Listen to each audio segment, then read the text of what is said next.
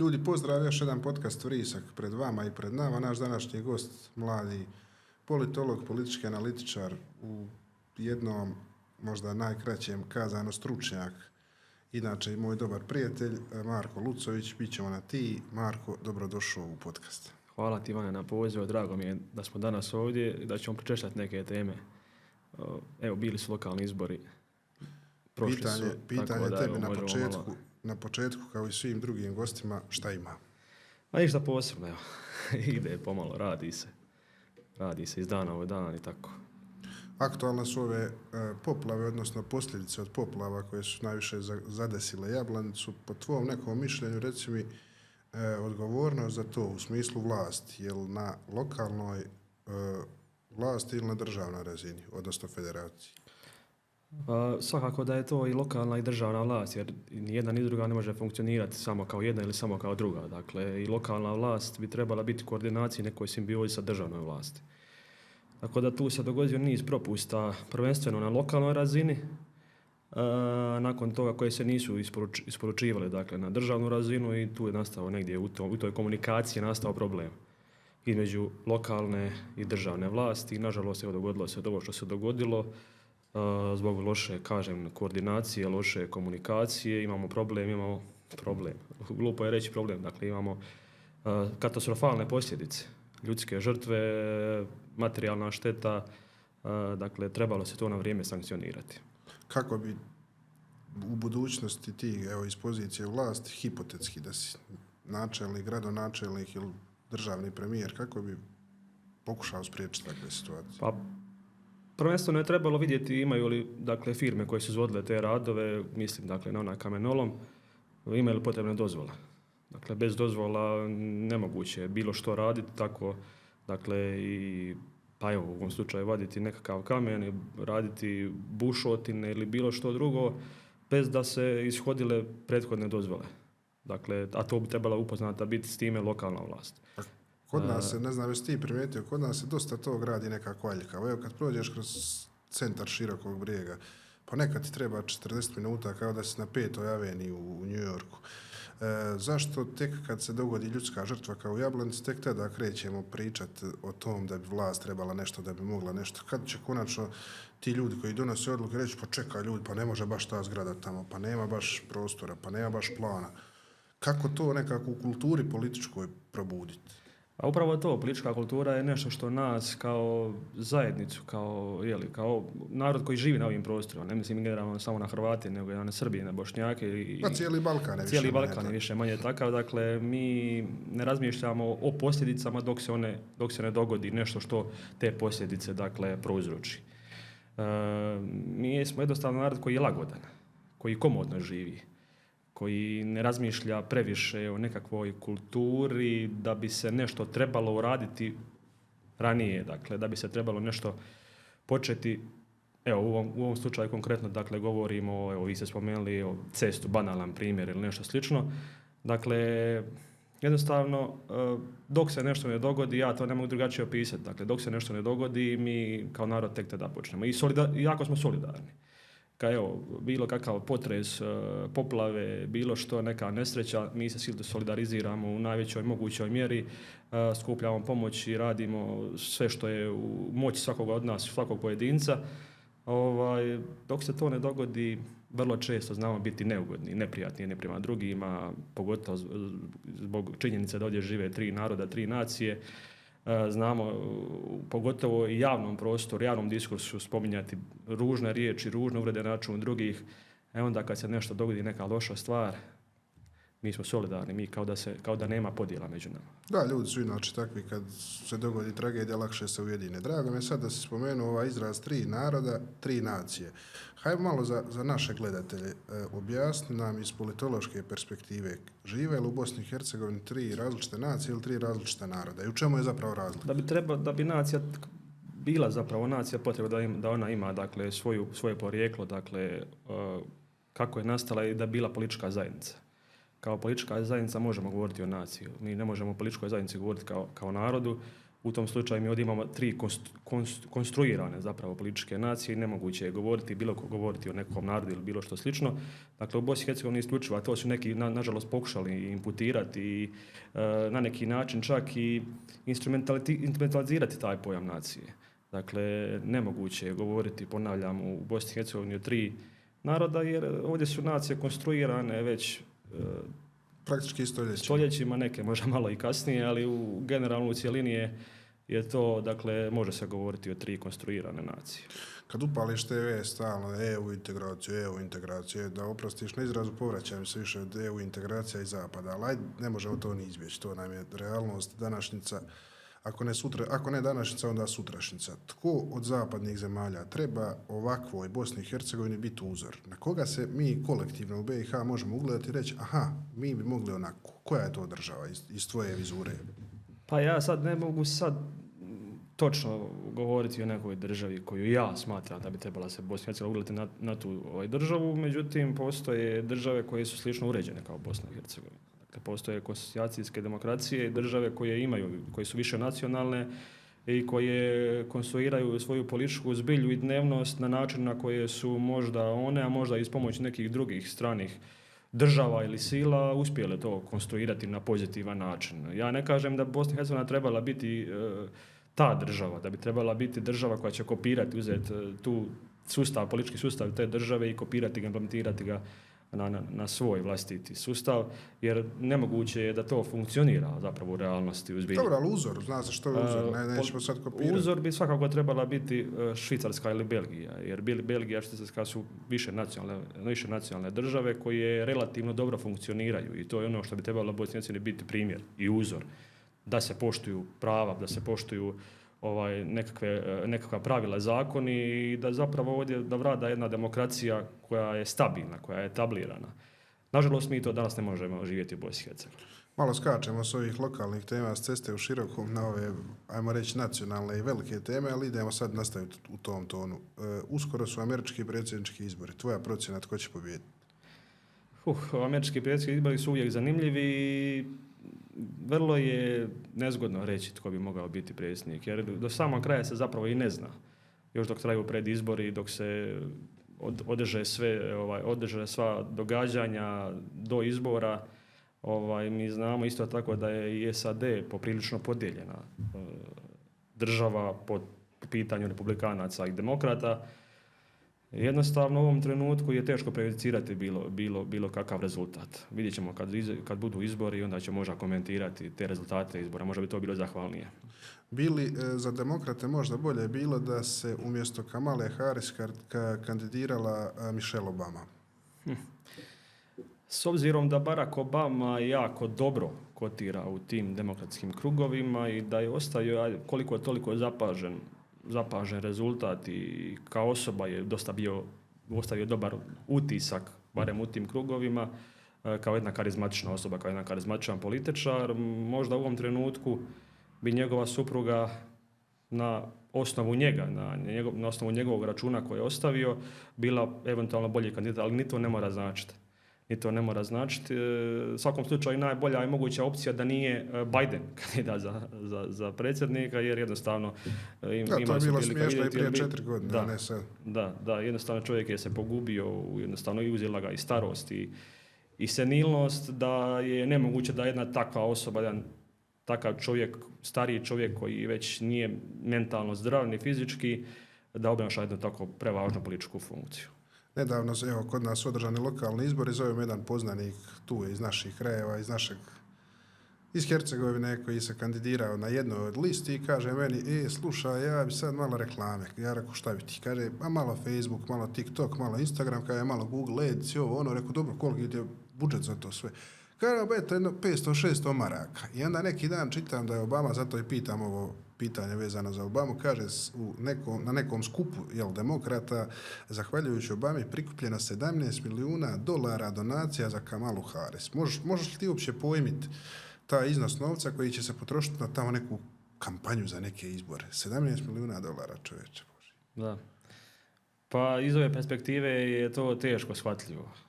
Ali ako uđemo u dubiozu, šta njima to predstavlja, šta jednoj političkoj stranci u SAD-u predstavlja potrošiti 17 milijuna eura ili milijardi eura. Ne radi se to, svejedno je zapravo. Kad iz njihove perspektive to gledate, njima je to ništa.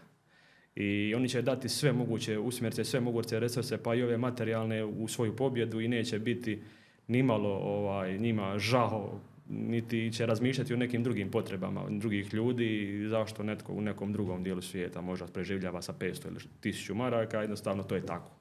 I tako se mora prihvatiti. Koliko god to nama izgledalo čudno ili nam izgledalo zapravo i sablazno u neku ruku, jednostavno je to tako. I tako današnji svijet funkcionira. Materijalni svijet tako funkcionira i velike se novci zapravo utrošavaju u nekakve na izgled ili zapravo u zbilji kako jesu bespotrebne stvari. Pa tako evo i ova politička kampanja možda se može shvatiti na taj način. Ok, idemo sad malo bliže nama, nečem što nam je bliže od američkih izbora. To su izbori u Hrvatskoj koji su isto ove godine. Za sada se ističu nekako 2 kandidata, odnosno pretpostavka je da bi u drugom krugu mogli završiti Milanović i Primorac. Imaš li tu neku svoju projekciju tko bi mogao na kraju odnijeti pobjedu i što bi bilo bolje za Hrvate u Bosni i Hercegovini? Gledajte, isto je malo nezgodno komentirati političke izbore u Hrvatskoj jer gospodin Primorac je relativno novo političko lice u tom nekakvom svom opisu djelovanja jer je poznat kao liječnik i doktor i imam dojam nekako da se baš najbolje ne snalazi u ovom političkom. To bio on kandidat prije 20 godina, dugo on već, Sanaderov ministar i tako. Da, već je on bio, imao tog iskustva, međutim nekako nije bio istaknut do kraja. Zaluto što bi rekli naši ljudi ko Pilatu vjerovali. Nije bio nekako baš u prvom planu, nije po profesiji političar onaj koji se baš godinama bavi politikom. Međutim tu je, uvijek je bio tu, ali imam dojam da se nekako ne snalazi najbolje u ovom medijskom djelovanju, jer očito da ga netko po nekakvim napucima gura ono što bi trebalo raditi, ono kakve bi se slike trebalo objavljivati, što bi trebao reći, kakve Facebook objave bi trebao napisati, jer s druge strane imate Zorana Milanovića koji treba iskreno reći malo ima jednostavno takav način i takav obrazac ponašanja da ga ljudi po toj njegovoj direktnosti cijene i vole. A to je jednostavno originalno i to se ne može kopirati. Imam dojam možda čak da ga na neku način pokušavaju tu kopirati. I evo, mislim da će isto tako pokazati vrijeme što će biti sa izborima za predsjednika u Hrvatskoj. Mislim da je Zoran Milanović možda ima više iskustva u toj cijeloj priči, a sad šta će biti Hrvati u Bosni i Hercegovini neće izgubiti ni s jednim ni s drugim kandidatom previše. Dakle, zna se kakva se politika vodi prema Hrvatima u Bosni i Hercegovini. Naravno, Zoran Milanović je vodio jednu dosta pozitivnu kampanju, dosta pozitivnu zapravo predsjednički mandat prema Hrvatima u Bosni i Hercegovini, bio je jako korektan, tako da evo, ostaje za vidjeti što će biti tu. Ako on i dalje bude predsjednik, nadam se da će se ta kampanja, odnosno da će se ta politika prema Hrvatima u Bosni i Hercegovini nastaviti na taj način. Dobro, idemo sad još malo nazad. Bili smo u Americi pa u Hrvatskoj, idemo sad kod nas na lokalne izbore. Ante Begić jedini kandidat u Posušću, Vedran Markotić jedini kandidat u Ljubuškom. Znači, tamo gdje je najviše prostora Hrvatima za demokraciju, u zapadnoj Hercegovini, gdje je nacionalna struktura stanovništva više manje 100% Hrvatska, u 2 lokalne jedinice imamo samo jednog kandidata. Kako na to gledaš? Koliko je to zapravo demokratično? Ja bih iskreno bio zadovoljan, mislim da bi i mnogi ljudi bili zadovoljni ovdje kod nas da je bilo više kandidata. Da su imali ljudi priliku dati svoj glas nekoj možda koga misle, da koga smatraju da bi trebao obnašati tu funkciju. Mislim da je to smisao izbora i demokracije, da imate nekakav izbor. Sad koliko je to, dakle nije dobro. U ovom slučaju nije dobro za demokraciju, nije dobro za ljude koji žive ovdje. Međutim, nije samo politika sama po sebi kriva zašto je to tako. Znači, vi imate priliku kandidirati se za izbore, ima bilo tko pravo kandidirati se za izbore. Zašto to neko ne uradi? Da, ali to me i zanima. Zašto je to tako? Ne znam zašto ljudi se tako imaju nekakvu averziju od političkog djelovanja, od politike, ili ih je strah neuspjeha ili jednostavno ne žele se petljati u tu cijelu priču, ali očito da nešto postoji, da očito ima neka background. Ja bih bio skretan i zadovoljan da ima više ljudi, pogotovo mladih ljudi koji se žele baviti politikom. Ne mora to biti samo u vidu kandidiranja za načelnika i gradonačelnika, jednostavno da se aktiviraju, da uđu u tu sferu političkoga, da potaknu i svoje prijatelje, da potaknu one koji možda ništa ne znaju o tome, pogotovo, dakle, govorim za one koji su malo educirani u tom smislu političkoga, da potaknu one koji nisu, koji su totalno politički nepismeni. Tako da, evo, da, istina je, dakle, u Zapadnohercegovačkoj županiji, dakle, u Ljubuškom području je bio samo jedan kandidat.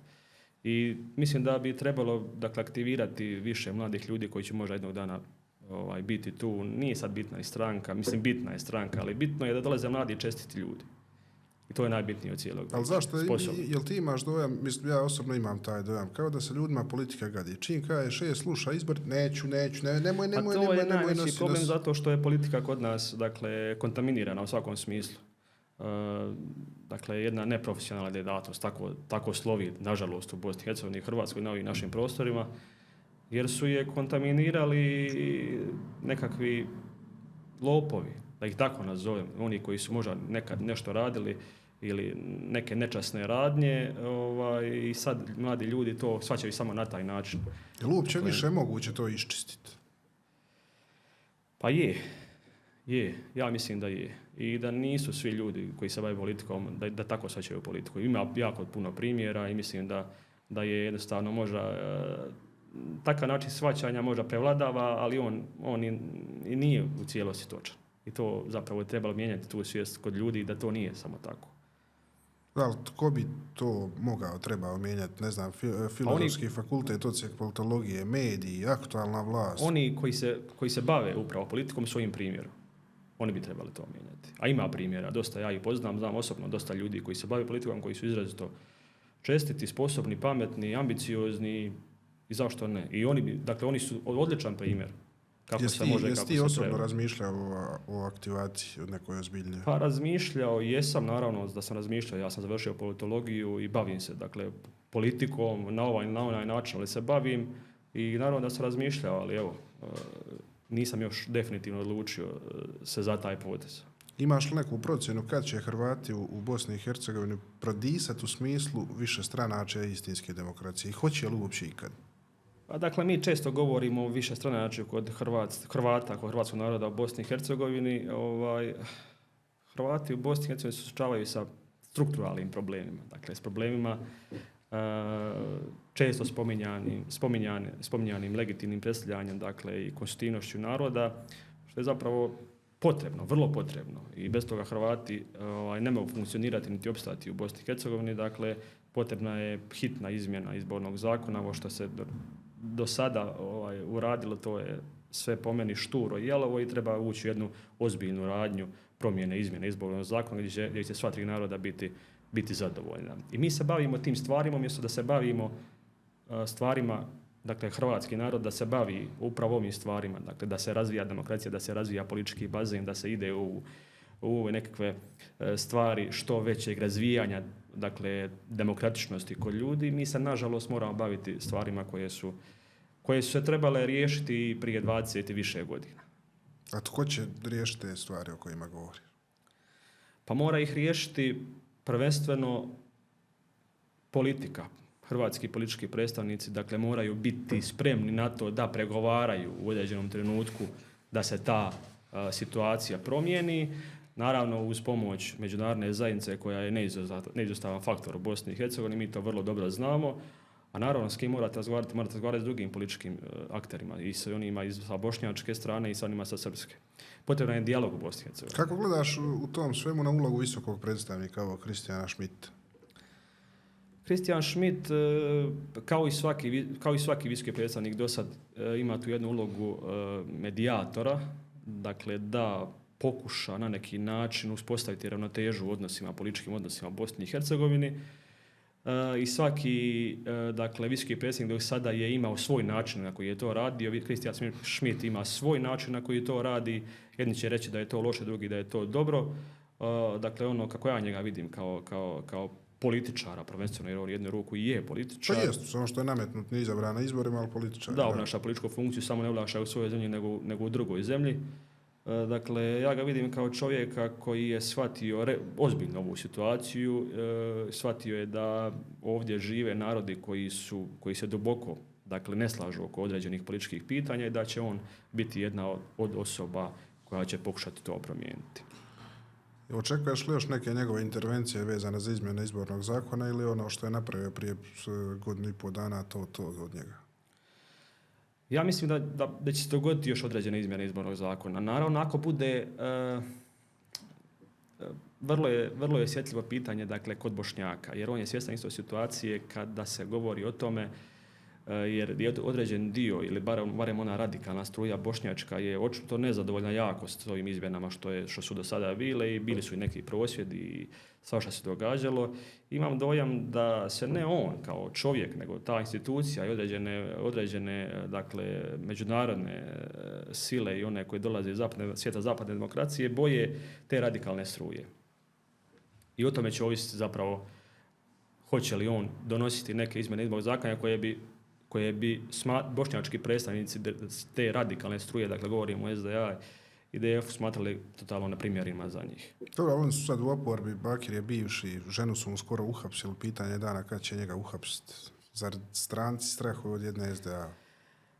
SDA je i dalje možda po meni jedna od najjačih bošnjačkih stranaka, iako su oni sada u opoziciji, iako sada ne sudjeluju i participiraju u vlasti, oni i dalje imaju tu moć.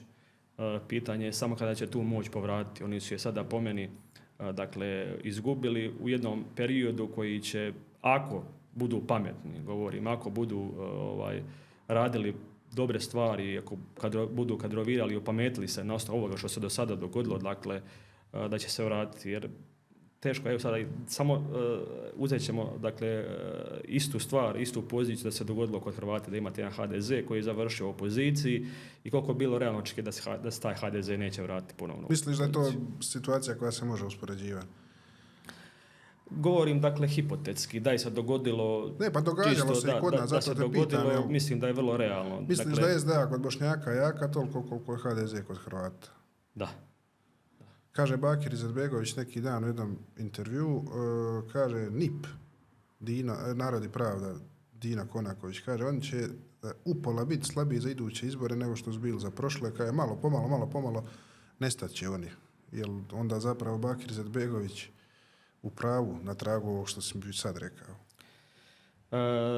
Trojka funkcionira na taj način da svatko predlaže, dakle, imate 3 stranke u prvom redu. Dakle, imate 3 stranke koje imaju svoje ljude koji ih pokušavaju instalirati na određene pozicije i naravno gdje imate više stranaka, tu imate više neslaganja. Puno bava kila vodite, što se baš kaže. Tako. Dakle, imate dosta više neslaganja i praksa je nekako pokazala da takvo funkcioniranje u politici, dakle te nekakve koalicije stranačke, pokaže se u određenom trenutku da nisu baš da nisu realne, odnosno da nisu provedive u nekakvom dugoročnom smislu. Ja sad ne mogu govoriti, nisam ja nikakav politički prorok niti šta, ali govorim nešto što osjećam i što mislim, dakle, i na osnovu nečega što sam do sada pročitao, čuo ili vidio, dakle, pokazalo se da takve stranke nisu dugoročne. Da, nemaju baš neku budućnost.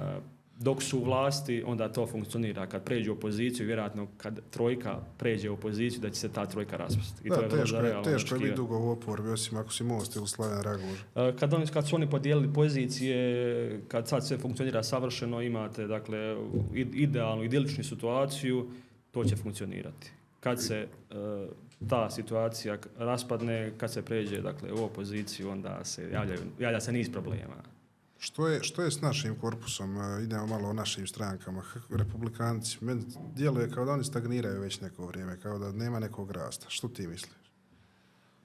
Pa ja sam iskreno očekivao od Republikanaca da će oni baš biti u porastu, da će se ići u jednom smjeru maksimalnog razvoja. Međutim, nešto se dogodilo, ne znam što se dogodilo unutar stranke, jednostavno nije se ostvarilo ta moja očekivanja.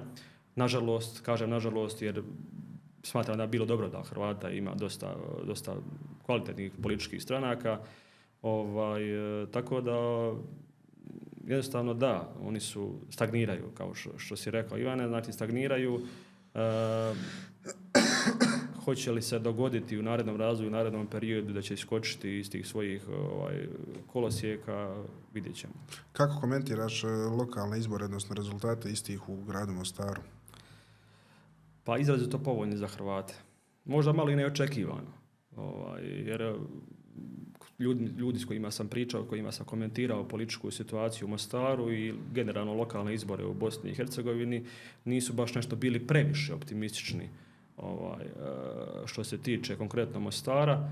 Međutim, sada zadovoljavajuća situacija, dakle, hrvatska većina može dakle birati gradonačelnika, tu su HDZ sa 15 mandata, HRS sa 3, 90-ka HDZ 1910 sa jednim i neovisna lista za jug sa jednim isto kandidatom. Dakle, 20 ukupno 3C5 i mislim da je to povoljan rezultat za Hrvate u Mostaru, ali ne mora biti samo za Hrvate. Dakle, mislim da je ovo što se do sada uradilo u Mostaru i kako politika, dakle... Da, to su lokalni izbori, valjda je poanta priče da bude povoljna za sve Mostarce, a ne za Naravno, Hrvate. da bude povoljna i za sve koji žive u Mostaru, za građane Mostara da se razvija. Jer Mostar je dugo stagnirao. Mostar nije imao izbore 12 godina, dakle 2008. do 2020. godine i Mostar je kao cijelina, kao grad stao. I u Mostaru se nisu mogli vidjeti nikakvi infrastrukturni projekti, niti bilo što drugo. Činjenica je da je od 2020. Mostar prodisao i ja koji boravim u Mostaru isto tako osjetim to da je se dosta stvari promijenilo. Jer trebalo je poći od nečega, trebalo je poći od infrastrukture prvenstveno jer je bila zapuštena. I to se sada događa i mislim da je potreban još jedan mandat da se nastave ovi projekti koji su početi, jer vi za 4 godine možete samo početi projekt. Netko ko misli da se za 4 godine može bilo što završiti griješi, treba dakle minimalno po meni 8 godina da se određeni projekti završe. Nedavno mi je Danijel Vidović bio gost, sjedio je tu na toj stolici, pitao sam ga kako bi ocijenio rad aktualnog gradonačelnika Mostara Kordića i on mu je dao 4. Koju ocjenu mu ti daješ? Ja bi se složio s kolegom Danijelom Vidovićem. Mislim da je to jedna stabilna 4. Hoće li Kordić ostati gradonačelnik ili će izglasati nekog drugog? A to ovisi opet Ti si u Mostaru pa znaš ove kuloarske priče. Znaš kako je to kod njih jednog kafa, boraze, slušaj, čuo sam vama nešto, temeljni mi je rekao. Nisam nigdje ništa pročitao, ali nešto se šuškalo da bi mogao uletiti neko drugi. I čuo sam i ja neke informacije da bi nešto moglo, ali ne mogu se sigurnošću iskreno reći, ne bi sada nešto ovdje neke glasine puštao u eter. Ako to bude Mario Kordić, mislim da neće se pogriješiti s tim. Ako to bude netko drugi, onda oni valjda u stranci znaju tko je sposoban i kvalitetan za tu poziciju da je može obnašati. Nasljednik Dragana Čovića, tema o kojoj se ne govori toliko često, a mislim da je to nešto o čem treba bar tu i tamo razgovarati. Vidiš li ti bilo koga unutar HDZ-a ili Hrvatskog narodnog sabora, čak ne mora biti u HDZ-u, tko bi mogao naslijediti njega, evo danas, sutra, da mu se nešto dogodi, da da ostavku, da je jednostavno da je spriječen biti šefom stranke, tko je ta osoba koja bi njega mogla naslijediti? Pa ja vjerujem da Dragan Čović već sada zna tko bi mogao biti njegov nasljednik, u smislu da zna da jednostavno da ljudi s kojima radi i kojima ima svakodnevni kontakt, da ih može procijeniti, dakle, koji je kadar zapravo preuzeti tako važnu ulogu.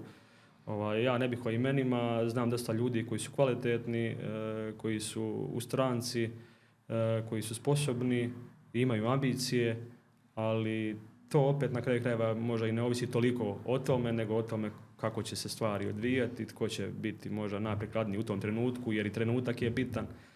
Nije isto možda sad ili za 2 ili 3 godine, tako da evo, pokazat će vrijeme. Ali misliš da postoji 1, 2, 3, 5 nebitna osoba koje bi to mogle da kažem dostojno napraviti? Pa sad 5, ne znam baš, ali sigurno postoje 2, 3 osobe koje bi mogle preuzeti. A zašto ne bi dao ime neko? Pa evo, ne bi izlazio s imenima, jer mislim da imena nisu bitna. Imena su mrska i oni koji budu, dakle, eventualno možda na toj poziciji, bit će zahvalni samo svom radu i svojoj sposobnosti da zapravo uopće se nađu u toj poziciji. Nedavno je, kad smo spomenuli Šmita malo prije, to mi je palo na pamet, ali me misao odnijela na nešto drugo. Kaže Zoran Krešić u Kompasu, emisija ako se ne varam, kada Šmit ide u Brisel zaustaviti Hrvate da traže treći entitet. Sad mene zanima što je s tom pričom o trećem entitetu. To je bilo aktualno prije 10-15 godina, među vremenu kao da je izblijedila ta priča, malo te ne više to i ne spominjemo. Pa je li ta ideja uopće živa među rajom, među narodom? Što se tebi čini? Pa meni se čini da baš i nije. Evo, iskreno. Da baš i nije.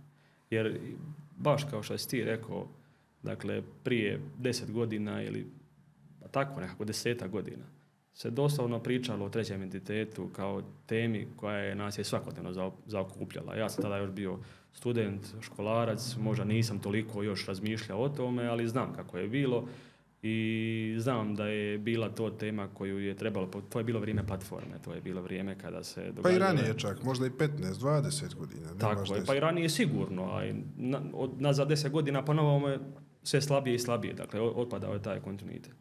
A nazad 15-20 godina se dakle baš o tome izgledno i realno pričalo, da je dogodila se samouprava, pa kasnije neki problemi, onda se dogodi platforma i tako jednostavno i sad imate situaciju gdje se nastoji poboljšati taj odnos Hrvata i Bošnjaka, gdje se ne možete zamjerati određenim političkim akterima, onim stranima, dakle, pogotovo i ta tema pada u vodu. Neka priča o trećem entitetu pada u vodu iz razloga što se konstantno inzistira na tome pomirenju Hrvata i Bošnjaka da žive dakle, u ustrojenju kako sada je, a to je federacija.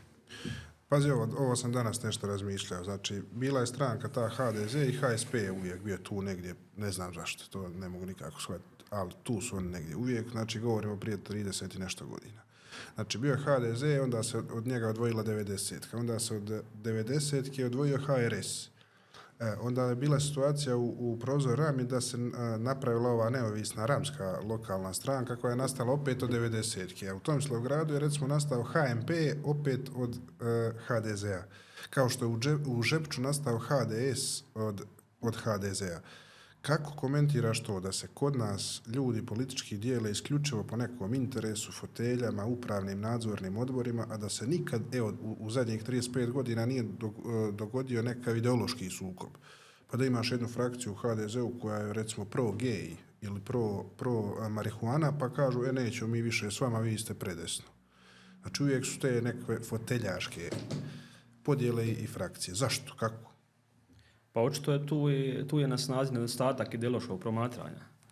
Dakle, nedostatak vizije da bi se nešto promijenilo. Jer vi kada imate nekakav osjećaj, nekakvu matricu, svog obrazac, politički kodeks ponašanja, onda valjda vi do njega držite u tom političkom smislu. Pa događalo je se dosta puta, i ovo su primjeri zapravo svega toga, da ne postoji ta ideološka matrica, nego da postoji nekakav interes politički. Nažalost, to vrlo često u relativno dosta situacija je nekakav materijalni interes i onda iz tog materijalnog interesa su proizlazile i evo sve ove političke podjele i nove stranke i tako dalje. Još jedno pitanje za kraj. Kada i možemo li uopće očekivati nekakvu promjenu u ovom smislu, pa da ne da se dijelimo dalje na više nekakvih stranaka, nego evo, malo više političke svijesti, političke kulture, nevezano radi li se o Kristijanu Šmitu, izbornom zakonu ili rupi na cesti. Da smo malo demokratičniji kao društvo. Možemo li se uopće tom nadati? Pa ja se nadam da možemo. Vratit ću se dakle, na mlade ljude koji su vrlo bitni u ovoj cijeloj priči, dakle oni trebaju preuzeti odgovornost. Ja sam, nedavno smo, još dok smo nešto komentirali oko lokalnih izbora, spomenuo sam čovjeka, momka koji je bio protukandidat, dakle, u Livnu, HDZ-ov protukandidat, dakle, on dolazi iz 90-ke, koji je relativno mlad čovjek. Ja ga ne poznam, niti ga znam, niti šta znam o njemu. Bilo mi je drago kad sam vidio da je netko 1997. godište da se aktivirao u politiku. I kasnije kada je davao izjavu nakon izbora, kada je priznao politički poraz, čestitao svom suparniku, bio je konstruktivan, realan. Nije budalasa, što bi se hoću reći, to je ta politička kultura koju želim vidjeti u Bosni i Hercegovini. Dakle, da se u tom smislu razvija, da u tom smislu djeluje, da se dosta mladih ljudi uključi u političko promišljanje, u promjenu zapravo ove političke cijele situacije, pa onda bi valjda nešto trebalo biti malo bolje ovdje kod nas. Nadam se u to bolje koje i ti očekuješ. Hvala ti na gostovanju i vidimo se neke Hvala druge ti, Ivane, prilike. na pozivu.